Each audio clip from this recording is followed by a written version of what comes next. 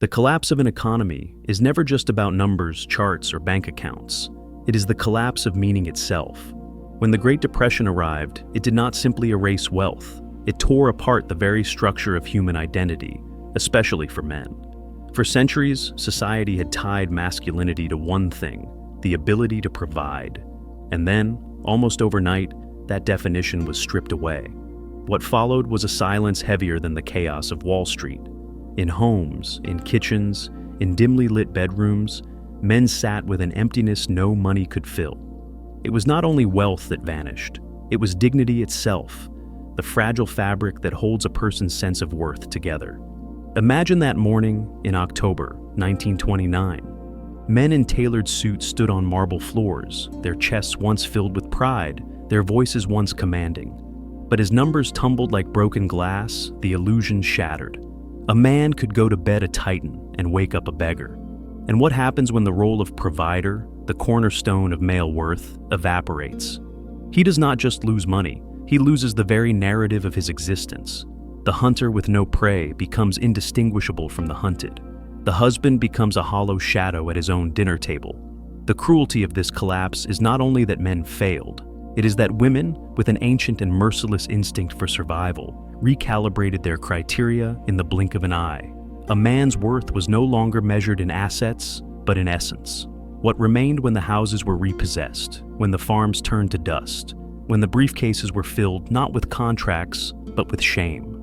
The answer to that question decided not only who survived, but who remained desirable, who remained respected, who remained chosen.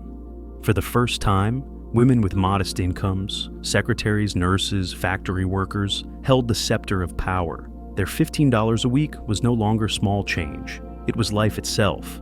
In letters and diaries, we find confessions both liberating and brutal. A woman writes of her husband's despair, but admits in private that she feels strangely alive. She, not he, now decides. The crown of authority sits uneasily but undeniably on her head. What had once been a partnership built on provision became an unspoken contest of who still possessed value. And yet, value itself had mutated. No longer was it about bank accounts or property deeds. It was about who could endure, who could adapt, who could radiate strength when everything external was crumbling. Some men, broken by shame, walked into the night never to return. Others chose quicker exits, leaving behind letters that spoke not of love, but of utility. "I am worth more dead than alive," one wrote, reducing himself to the cold arithmetic of an insurance payout. Even in death, the role of provider was the final mask he wore. But survival is never only material, it is psychological, relational, intimate. What played out in living rooms was mirrored in bedrooms. When scarcity becomes the law of the land, intimacy itself bends under its weight. Affection, once freely given, became conditional. Desire was bartered. Women whose husbands could no longer shield them sought sustenance where it could be found. In the gaze of the butcher who slipped extra cuts of meat. In the hands of the coal man who accidentally delivered more than was paid for. These were not gestures of generosity. They were propositions written in the language of survival, and the women, torn between loyalty and hunger, often accepted. The men left behind in these arrangements faced a double death. The death of their public role and the death of their private bond. They ate food bought with humiliation, slept beside wives who withheld warmth, and felt their own bodies betray them in the most intimate acts. The collapse of their status seeped into their veins, leaving them impotent not only in society, but in the sanctuary of their homes. Masculinity itself seemed to dissolve, piece by piece, with every sigh, every turn back, every cold glance across the table. This was the unrecorded history, the famine of intimacy, the marketplace of affection, the silent betrayals carried out under roofs where love had once dwelled. The very laws of selection shifted. Women, stripped of illusions, evaluated men not by what they once had, but by what they could endure. The weak, the rigid, the men clinging desperately to dead identities. These men were discarded, the resilient, the resourceful, the unbreakable. These men were chosen, even if they had been invisible before. In this crucible, new archetypes emerged. The man who shaved every morning in a shanty town, even when all he owned was rags, radiated authority that no lost fortune could erase. The drifter who could mend, trade, or scavenge became more desirable than the landowner who collapsed under the weight of his loss. Leadership, discipline, and the ability to impose order on chaos became the new currency, far more valuable than dollars ever were. And women, conscious or not, gravitated toward that currency. What this reveals is a terrifying but liberating truth. The essence of masculine value has never truly rested on wealth. Wealth is fragile, status is fickle, and titles evaporate with the stroke of history. What remains is the core, a man's discipline, his adaptability, his capacity to lead when everything collapses. The Great Depression, in its cruelty, stripped away all illusions and left this truth naked and undeniable. The echoes of that time are not confined to the past. They vibrate through every modern crisis, every recession, every technological upheaval that threatens to erase professions overnight. The same test is always waiting. When the external scaffolding crumbles, who are you? Are you the ghost at the table, or the man who commands respect even in ashes?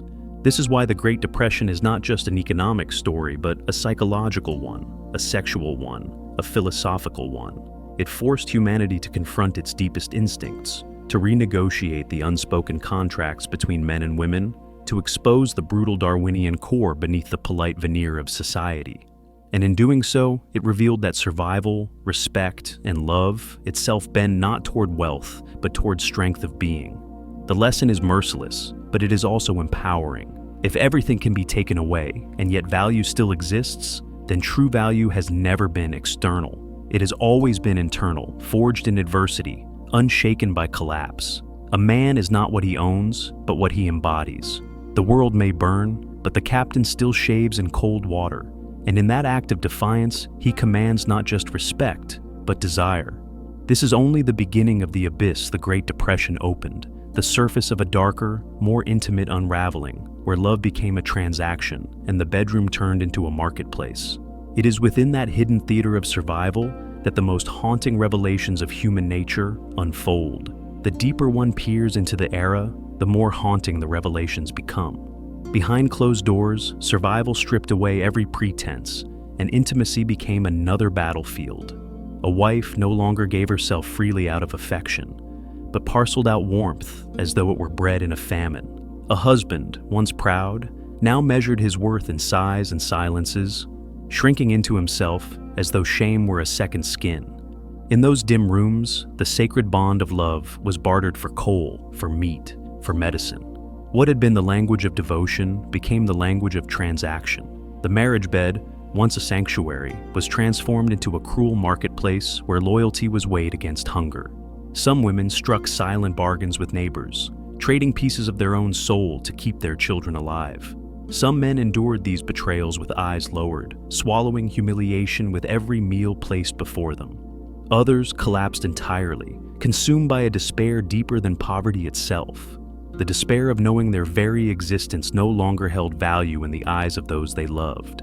And yet, amidst this collapse, a rare few discovered a different path. They realized that when the world no longer respects the title of provider, the only refuge is the raw authority of self-mastery. They carved dignity out of discipline, radiated strength through composure, and built new forms of leadership from nothing but grit. Women, even in their pragmatic desperation, recognized it. Attraction shifted, not toward wealth, but toward the unshakable core of a man who could not be broken. The Great Depression was not merely an economic cataclysm. It was a crucible that burned away illusions and revealed a timeless law. When systems fail and currencies collapse, the only true measure of worth is who you are when everything external has been stripped away. Some men vanished into the shadows of shame.